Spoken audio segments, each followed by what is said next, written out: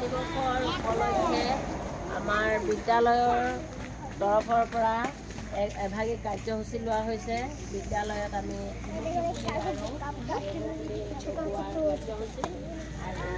আমাৰ প্ৰত্যেকৰ তোলনস্থলীত উপস্থিত পৰিচালনা সমিতিৰ সভাপতি সদস্যবৃন্দ আৰু আমাৰ প্ৰাক্তন সভাপতিদেৱ,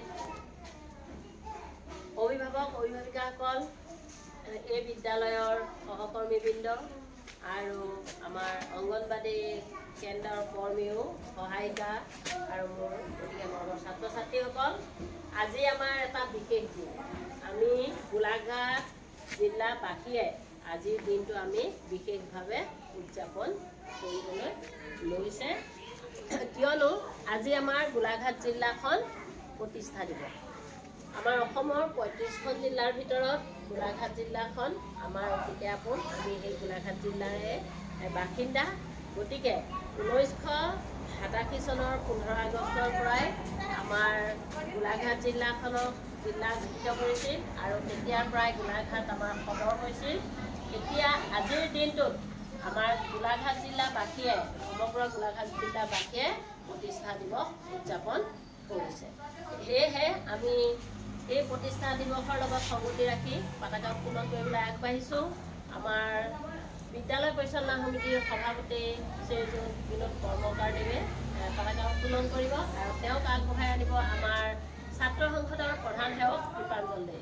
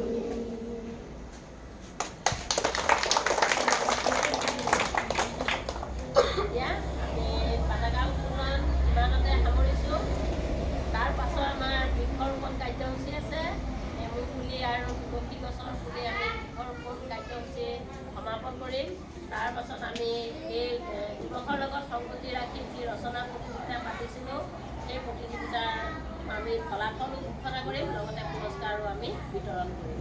এতিয়া তোমালোকে নিজৰ নিজৰ ঠাইলৈ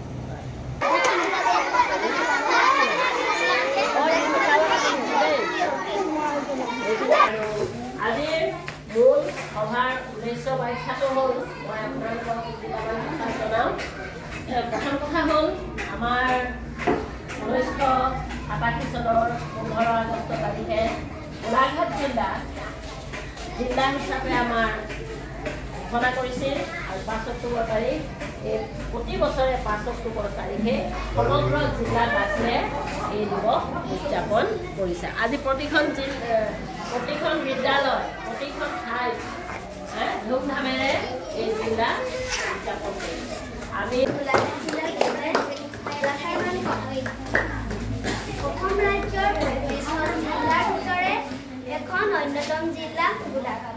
গোলাঘাট জিলা 4টা মহকুমালৈ গঠিত হৈছে।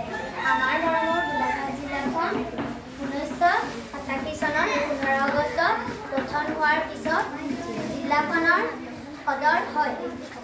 গোলাঘাট জিলাৰ উৎপত্তিৰ কাৰণ, যেতিয়া ব্ৰিটিছসকল অসমলৈ আগমন ঘটিছিল, তেতিয়া গোলাঘাট জিলাৰ ধনশিৰি নদীৰ ঘাটত দোকান প্ৰতিষ্ঠা কৰিছিল। সেই দোকানক গোলা বোলা হৈছিল। গোলা নামৰ পৰাই গোলাঘাট নামৰ উৎপত্তি হয়।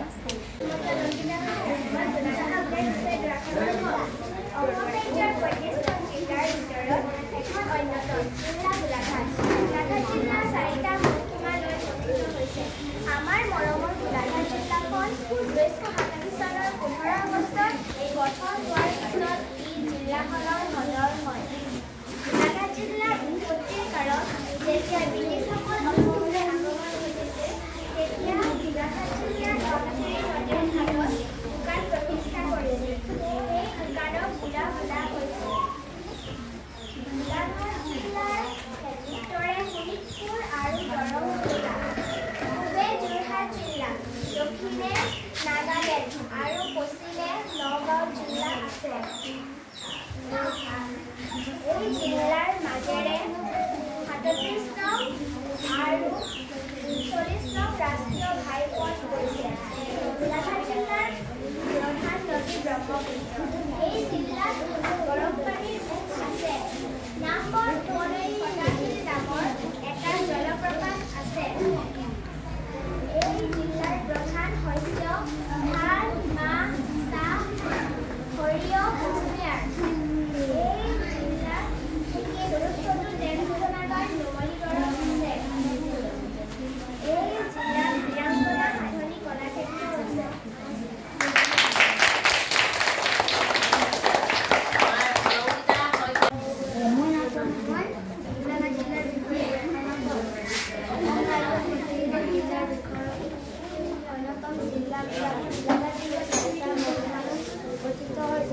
আমাৰ মৰমৰ গোলাঘাট জিলা ১৯৮৮ চনৰ ১৫ আগষ্টত গঠন হোৱাৰ পিছত এই জিলাখন সদৰ হয়।